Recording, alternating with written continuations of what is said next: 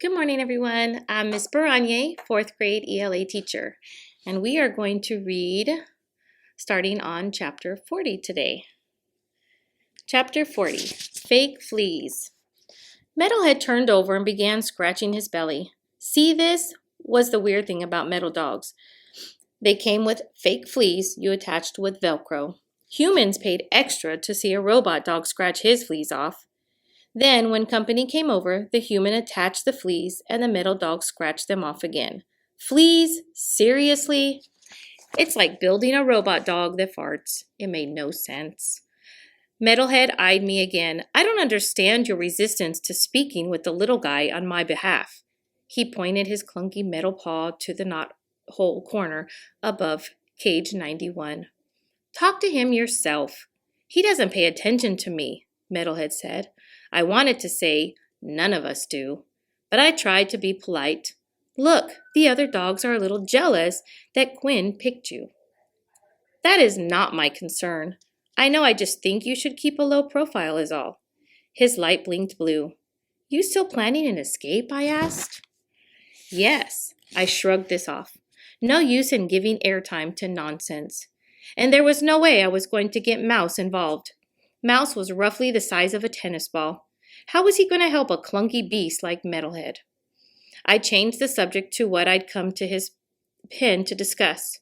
You can't ask dogs about why they're here. Why not? Because it's a sore subject. He shrugged. Do you know what that means? I asked.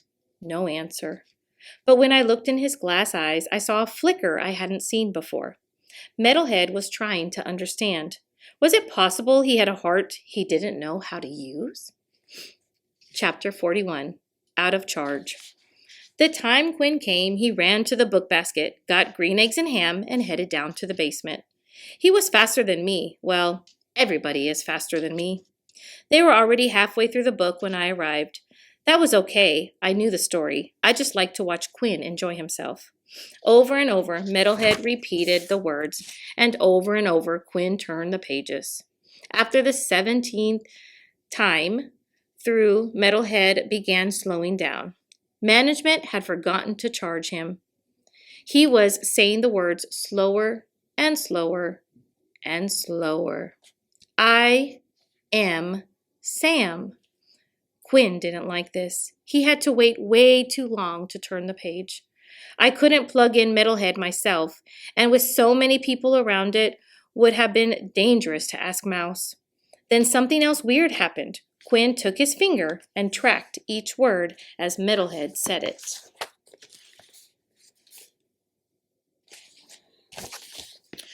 When Metalhead did run out of charge, Quinn kept going.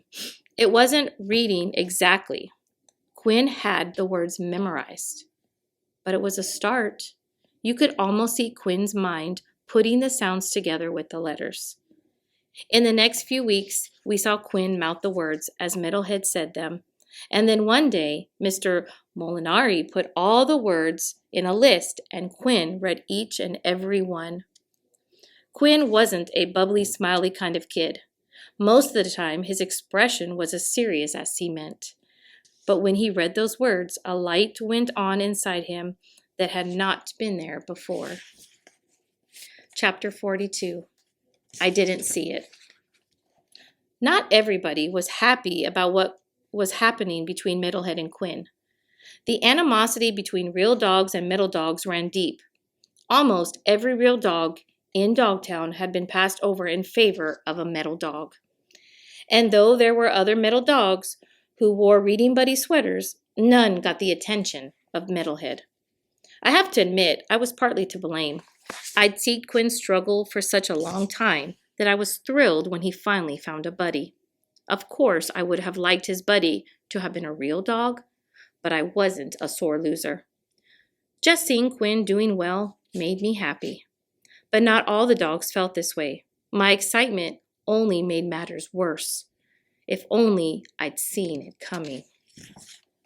Chapter 43, Bad Liars. I was surprised as management about what happened on the next Reading Buddy day. Quinn came roaring up to the book basket to get green eggs and ham like he always did, but it wasn't there. He ran for the next basket. Not there. And the next, and the next. Not here, not here, not anywhere. Green eggs and ham was gone. Books disappeared now and then. Management borrowed a book. The library swapped out a title. A kid took one home. So I asked the dogs on Reading Buddy Row, "Do you guys know what happened to green eggs and ham?" But every dog shook his head. No.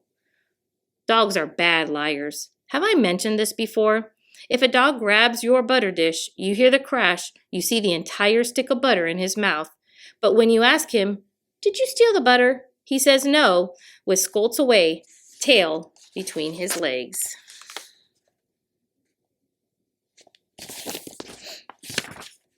So yeah, I knew the dogs were lying, and Geraldine did too. "Chance, baby, go easy on him, dog. He meant well," she said. I didn't need to see the tattered pieces of the cover in Buster's cage to know which dog meant well. Chapter 44, A Happy Accident. Quinn was beside himself. Mr. Molinar did his best to talk him down. "It's a happy accident," he said. "Nothing against Mr. Molinar or anything, but if your bone falls down a storm drain, that's an accident. But it's certainly not happy."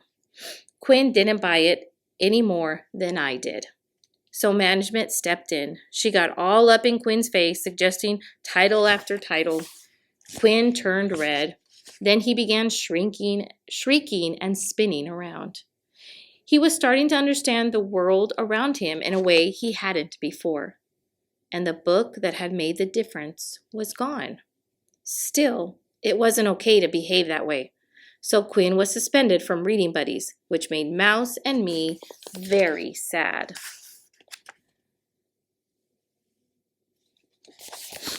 Chapter 45, Buster. I was boiling mad at Buster, and I hopped down to the basement to tell him so. Wanna play ball, Chance?" Buster asked when he saw me. "No." Buster wagged his tail. "Please, please, please." "Why did you chew Quinn's book?" I barked. Buster's tail stopped wagging. His black nose quivered. Metalhead took Geraldine's spot in the first cage. That was Metalhead's book. "First off, that was weeks ago," I said. Buster's tail slinked down between his legs. "Geraldine needs help." "What you didn't help Geraldine. It hurt, Quinn." "Oh," Buster gnawed his paw. "So now we've got a big mess. Uh-oh. Uh-oh." Buster gnawed faster. "Uh-oh is right," I said. Wait. I know how to fix it." Buster jumped up, burped loudly, and retched until he produced a little white puddle with tiny flecks of orange. "That's not going to work, Buster. The book's ruined." Uh-oh. "Won't do it again. Never, ever," Buster said, licking up his tiny pool of puke. Never, ever. How many times have I heard that before? But Geraldine's right about Buster. He wasn't mean or malicious. He was misguided, was all. I sighed. "All right, Buster, but please don't chew any more books. Never, ever, he muttered, chasing the ball around his pen. Lucky for Buster, he was adopted that day. Buster was pretty much the only dog that ever got adopted from the basement. But it happened to him regularly. Someone would ask if there was any Goldens in Dogtown, and management would bring Buster up to the front. Then Buster would do his "adopt me" routine. He'd dance on his hind legs, push an imaginary doorbell with his paw, and balance a stack of milk bones on his nose. His finale was 2 paws on either side of a bent head. He was praying the family would take him home. It worked every time. Even though I was still mad at him for chewing up green eggs and ham, he was a good friend, and I hoped he'd found his forever home. But Buster being Buster, who knew?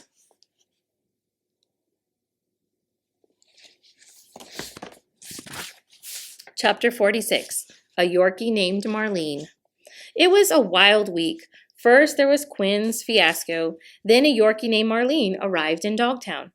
Marlene had the worst case of boohoos I'd ever seen.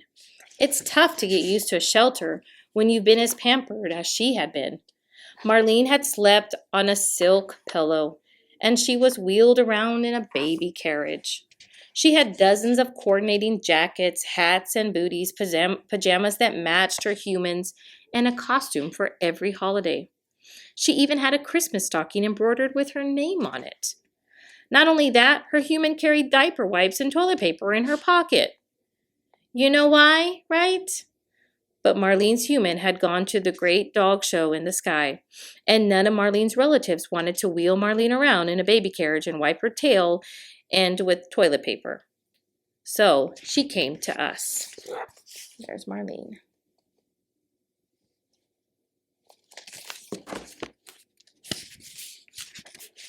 Poor Marlene didn't understand why her human wasn't coming back. She kept telling us how sad her human must be without her. Then Bill, the beagle, told Marlene about the telephone pole signs.